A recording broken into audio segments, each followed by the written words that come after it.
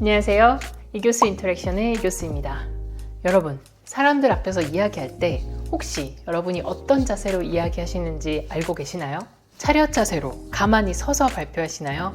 아니면 두 손을 공손하게 모은 채로 말씀하시나요? 한국 분들이 보통 이렇게 두 손을 공손히 모으고 많이들 말씀하시더라고요.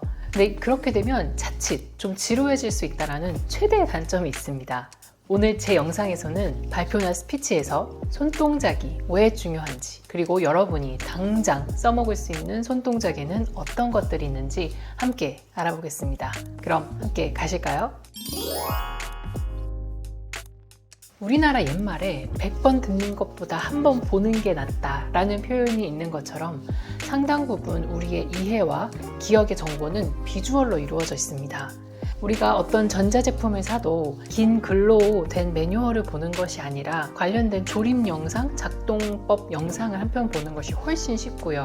요리 역시 레시피를 예전에 책을 뒤져가면서 글로 읽고 따라하는 것보다 요리 영상을 유튜브에서 검색해서 그걸 보면서 따라하는 것이 훨씬 쉽고 편하다는 것을 이제는 익히 잘 알고 계실 겁니다. 제스처와 같은 이런 비주얼적인 요소는 우리가 인간으로서 이해와 기억을 만드는데 중요한 역할을 합니다. 우리가 적절한 타이밍에서 적절한 손동작만 해줘도 우리의 메시지가 상대에게 확실히 다르게 전달이 될 것입니다. 발표에서 손동작과 움직임이 중요한 이유는 다음과 같습니다. 일단 여러분의 발표에 에너지를 불어넣어 줍니다. 가만히 이렇게 얘기하는 것보다 이렇게 강조하면서 얘기하면 훨씬 더 생생하죠. 그리고 발표의 핵심 내용을 강조할 수 있습니다. 이것은 정말 중요합니다 라고 말하는 것보다 이것은 정말 중요합니다 라고 말하는 것의 차이가 느껴지시죠? 그리고 여러분이 전달하는 내용에 대해서 청중의 이해를 도울 수 있습니다. 만약에 어떤 상승하는 트렌드를 알려주신다면 여러분은 상승한다고 이렇게 손동작으로 간단하게 알려주시면 상승합니다, 상승하는 트렌드입니다 라고 말하는 것보다 훨씬 직관적으로 이해를 도울 수 있습니다. 여기서 여러분이 기본적으로 알아두시면 도움이 되는 것은 바로 제스처는 티셔츠 사이즈랑 비슷하다는 것입니다. 티셔츠 사이즈가 왜 스몰, 미디움, 라지, 엑스트라 라지 사이즈 이렇게 구분이 되어 있잖아요. 또 제스처에도 스몰 사이즈가 있어요. 스몰 사이즈는 손가락 위주로 움직이는 동작을 말하고요. 1:1 대화 혹은 온라인 발표에서 효과적으로 쓸 수 있습니다. 이렇게 손가락 위주로 움직이는 동작이니까 작은 제스처를 말하는 거죠. 자, 다음으로 미디엄 제스처는 손목을 기준으로 이렇게 움직이는 동작. 사람들이 좀 많을 때 이렇게 손을 좀 들면서 손목을 좀 활용해서 들 수 있고요. 10명에서 20명 정도의 소규모 강연에서는 미디엄 동작을 쓰시면 됩니다. 라지 사이즈의 손동작은 팔꿈치를 이렇게 크게 움직이면서 팔꿈치를 기준으로 움직이는 손동작을 말하고 이것은 30명에서 50명 정도의 큰 규모의 강연을 할 때 적절하게 쓰실 수 있습니다. 엑스트라 라지 사이즈는 이 어깨 전체를 움직여서 앞, 뒤, 위, 아래로 50명 이상의 큰 대중 강연을 하실 때 적절하게 쓸 수 있습니다. 여기서 포인트는 청중의 사이즈가 클수록 그 큰 사이즈의 손동작을 취하시면 됩니다. 자, 지금부터 제스처에 대한 기본적인 사항을 알려드릴게요. 일단 제스처 역시 자연스러운 게 중요하거든요. 그래서 제스처가 필요하지 않을 때는 자연스럽게 손을 양옆으로 떨어뜨려 주시면 됩니다. 불필요하게 손동작을 계속할 필요는 없어요. 자칫하면 또 이게 거슬리게 할 수도 있거든요. 그걸 간혹 발표자가 그 자기의 자신감이나 권위를 표현하려고 팔짱을 이렇게 끼는 분들을 종종 볼 수 있는데요. 하지만 이 팔짱을 끼는 거는 저는 정말 웬만하면 하지 않으셨으면 좋겠습니다. 왜냐하면 팔짱 자체가 발표자와 청중 사이를 어떤 보이지 않는 벽을 만들어주는 인상을 주게 되거든요. 아무래도 여러분이 좀 방어적이고 뭔가 좀 숨기고 있다는 인상을 주게 됩니다. 그래서 자연적으로 설득력이 떨어지고 뭔가 덜 프로페셔널해 보이기 때문에 팔짱은 끼지 않는 것이 좋습니다. 자, 그럼 제가 앞에 알려드린 대로 이 기본 사항을 기억하면서 바로 적용할 수 있는 제스처는 무엇이 있는지 알려드리겠습니다. 자, 첫 번째는 오픈 핸드 제스처입니다. 손바닥을 보여주세요, 여러분.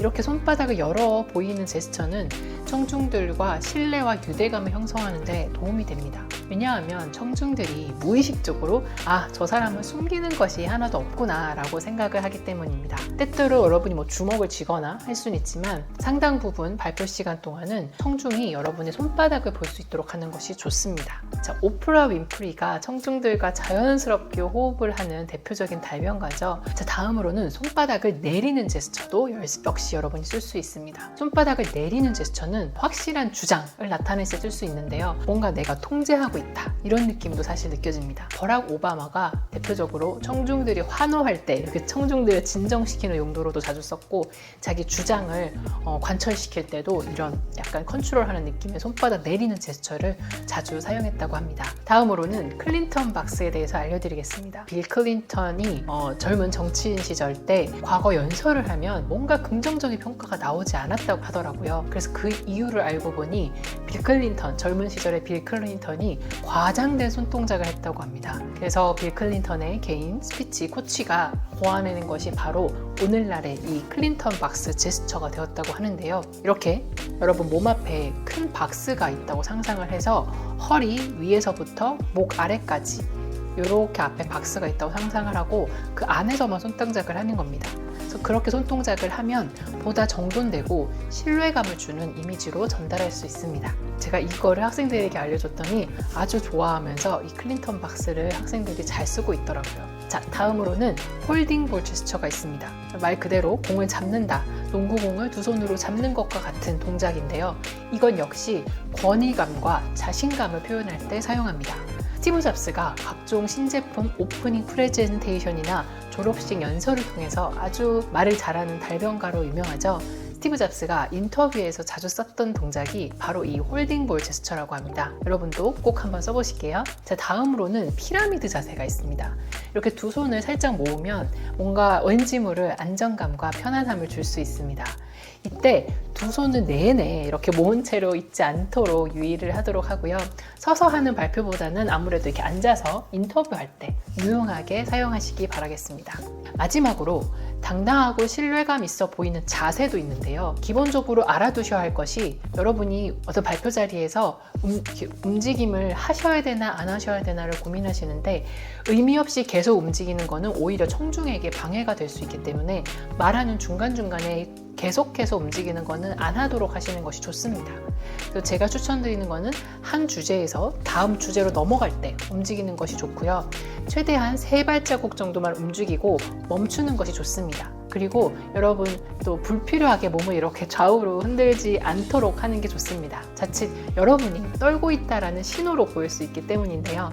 두 다리가 이렇게 땅에 단단히 뿌리 내렸다라고 생각을 하고 말씀을 하시면 좋습니다. 그리고 또한 여러분 그 무대에 단상이 마련되어 있는 경우가 있잖아요. 그럴 때 여러분이 단상 뒤에서 대본 보면서 편하게 얘기해야지 하면서 그 단상 뒤로 쏙 들어가시는데 그 뒤에 서서 내내 말하는 것은 피하시는 것이 좋습니다.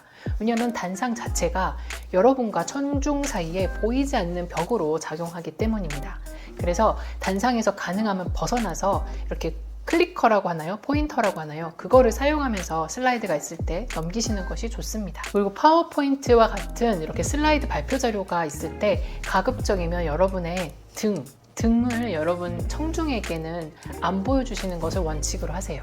내용을 물론 숙지를 하신 상태에서 여러분의 그 스크린 앞에 있는 프롬프터나 노트북을 통해서 내용을 빨리 확인을 하고는 바로 청중과 상호작용하는 것에 더 신경을 쓰셔야 합니다. 자, 그리고 발을 이렇게 딱 모으고 있는 것보다 약간 편안하게 어깨 넓이 정도로 다리를 살짝 벌려서 좀 강하고 안정감 있는 자세를 취하는 것이 좋습니다. 이때 아까 말씀드린 것처럼 무의식적으로 좌우나 앞뒤로 몸을 흔드는 것을 유의하도록 합니다. 자, 지금까지 발표나 스피치 상황에서 효과적인 비주얼을 위한 6가지 방법을 알려드렸습니다.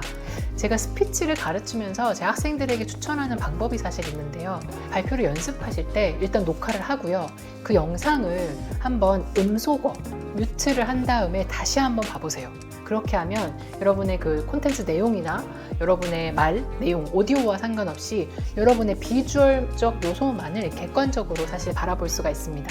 그 다음에 거울 앞에서 혹은 친구들이나 가족 앞에서 최종적으로 리허설을 하면서 제스처를 쓰는 것이 편안하게 느껴질 때까지 연습을 하면 됩니다. 자, 여러분은 오늘 알려드린 내용 중에 어떤 손동작이나 어떤 움직임을 써보고 싶으신가요? 그럼 저는 여러분의 행복한 소통을 응원하면서 다음 영상에서 다시 뵙겠습니다. 감사합니다.